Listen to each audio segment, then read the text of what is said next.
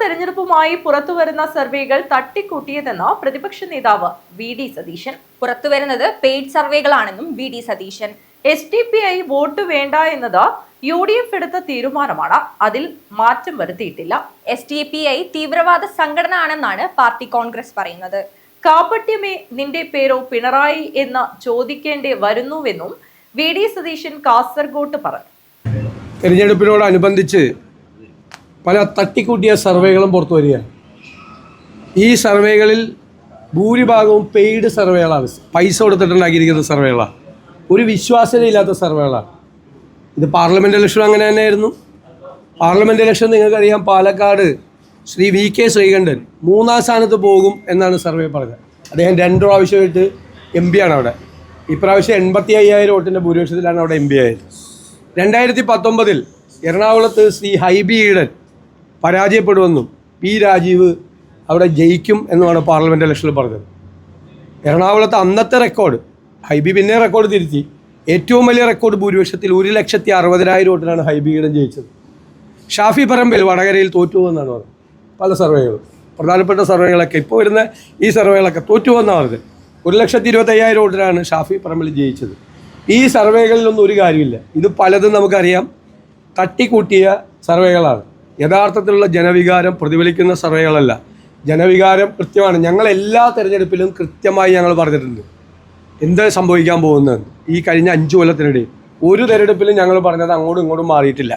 ഈ തെരഞ്ഞെടുപ്പിലും 100-ലധികം സീറ്റുമായി UDF ഐക്യ ജനാധിപത്യ മുന്നണി അധികാരത്തിലേക്ക് തിരിച്ചു വരും, ഒരു സംശയമില്ല. അപ്പോൾ ഇത് ഭയങ്കര ഒപ്പത്തിനൊപ്പമാണെന്നാണ്. ഇപ്പോൾ പുറകെ പോകുന്നല്ല, ഒപ്പത്തിനൊപ്പമാണ് എന്ന് വരുത്തി തീർക്കാൻ വേണ്ടി വലിയ മാർജിൻ LDFും UDFും തമ്മിലുണ്ട്. അത് ജനവികാരം നമുക്ക് തിരിച്ചറിയാം. ഞാൻ 125 നിയോജകമണ്ഡലങ്ങളിലും പോയ ആളാണ്, യാത്രയുമായി പോയ ആളാണ്. അതിനു മുമ്പ് ലോക്കൽ ബോഡി ഇലക്ഷനിൽ എല്ലാ ജില്ലകളിലും പോയതാണ്. ഇപ്പോൾ എല്ലാ ജില്ലകളിലും പോകുന്നത്. കഴിഞ്ഞ 6 മാസത്തിനകം 5 പ്രാവശ്യം എല്ലാ ജില്ലകളും സന്ദർശിച്ചിട്ടുള്ള ഒരാളാണ്. പ്രധാനപ്പെട്ട എല്ലാ നിയോജകമണ്ഡലങ്ങളിലും 2-3 പ്രാവശ്യം പോയിട്ടുള്ള ഒരാളാണ്. ഇത് ജനവികാരം എന്ന് പറയുന്നത് ഈ സർക്കാരിനെതിരായി അതിശക്തമായി നിൽക്കുന്നു. അതേ അവസരത്തിൽ ചരിത്രത്തിലാദ്യമായി, ഇന്ത്യ ചരിത്രത്തിലാദ്യമായി UDF വളരെ തയ്യാറെടുപ്പോടുകൂടി ഒരു ഗവൺമെൻറ് അധികാരത്തിൽ വന്നാൽ എന്തു ചെയ്യണം എന്നുള്ള കൃത്യമായ നിർദ്ദേശങ്ങളുമായി ഗവേഷണതുല്യമായ പ്രവർത്തനങ്ങൾ നടത്തി നല്ല തയ്യാറെടുപ്പോടുകൂടി ഈ ഗവൺമെൻറ് എവിടെയെല്ലാം പരാജയപ്പെട്ടോ അവിടെയെല്ലാം കേരളത്തെ കൈപിടിച്ചെഴുന്നേൽപ്പിക്കാൻ, പുനരുജ്ജീവിപ്പിക്കാനുള്ള നിരവധി പദ്ധതികളുമായിട്ടാണ് UDF വരുന്നത്. വളരെ ഓൾട്ടർനേറ്റീവ് ബദൽ പദ്ധതികളുമായി എല്ലായിടത്തും കഴിഞ്ഞ 2 വർഷമായി നടക്കുന്ന പദ്ധതികൾ. അതുപോലെ ഈ സംസ്ഥാനത്തിൻ്റെ മുഖച്ഛായ തന്നെ മാറ്റുന്ന വലിയ, നമ്മുടെ കേരളത്തെ ഒരു പോർട്ട് സിറ്റിയാക്കി മാറ്റാൻ കഴിയുന്ന കോസ്റ്റൽ ഷിപ്പിംഗ് പദ്ധതി, അതുപോലെ 27 പദ്ധതികൾ കൊണ്ടുവരുന്ന ഏവിയേഷൻ പദ്ധതികൾ, എയർപോർട്ടുകളെ കൂട്ടിയിണക്കി, തൊഴിൽ സംരംഭ പദ്ധതി 10,000 സംരംഭങ്ങൾ തുടങ്ങുന്നു. അതുകൂടാതെ 5 ഗ്യാരണ്ടി രാഹുൽ ഗാന്ധി പ്രഖ്യാപിച്ചു. ഇതെല്ലാം ചേർന്ന് സമഗ്രമായ തയ്യാറെടുപ്പോടുകൂടിയാണ് UDF വരുന്നത്. ജനങ്ങൾക്ക് പൂർണ്ണമായ വിശ്വാസമുണ്ട് ഈ സർക്കാർ തുടരാൻ പാടില്ലെന്നും സർക്കാരിനെ താഴെ ഇറക്കണമെന്നും അതിന് പകരം വരുന്ന UDF ഗവൺമെൻറ് ഇവർ പരാജയപ്പെട്ട സ്ഥലത്ത് വിജയിക്കുമെന്ന് പൂർണ്ണമായ ഉറപ്പുണ്ട്.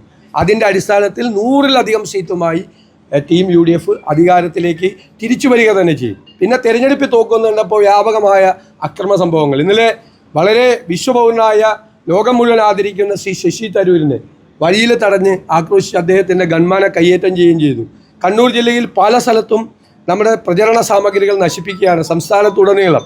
അത് തോൽവി മുന്നിൽ കണ്ടുകൊണ്ടുള്ള ഇവരുടെ ചില പ്രയാസങ്ങളാണ് ഈ കാണിക്കുന്നത്. അതിലൊന്നും UDFനെ തോൽപ്പിക്കാൻ കഴിയില്ല. UDF ജീവിക്കുന്നത് ജനമനസ്സിലാണ്. നല്ല അംഗീകാരത്തോടു കൂടി UDF തിരിച്ചു വരും. ഇപ്പോൾ കണ്ടല്ലോ, ഓരോരുത്തരുടെ മുഖങ്ങൾ വെളിവാവുകയല്ലേ. വെൽഫെയർ പാർട്ടി UDFന് പിന്തുണ കൊടുത്തു എന്ന് പറഞ്ഞ് ബഹളമുണ്ടാക്കിയ മുഖ്യമന്ത്രി ഇപ്പോൾ SDPയുടെ പിന്തുണയെക്കുറിച്ചും PDPയുടെ പിന്തുണയെക്കുറിച്ചും RSSൻ്റെ പിന്തുണയെക്കുറിച്ചും മൗനമാണ്. ഒന്നും പറയാനില്ല. മുഖ്യമന്ത്രി, നിങ്ങൾ ഈ പാർട്ടിക്കാരനാണല്ലോ, പാർട്ടി കോൺഗ്രസിൻ്റെ തീരുമാനം വായിക്കണം. പാർട്ടി കോൺഗ്രസ്സിൽ പറഞ്ഞിരിക്കുന്നത് SDPI എക്സ്ട്രീം ഔട്ട്ഫിറ്റാണെന്നാണ്, തീവ്രവാദ സംഘടന എന്നാണ് CPMൻ്റെ പാർട്ടി കോൺഗ്രസ്സിൽ പറഞ്ഞിരിക്കുന്നത്.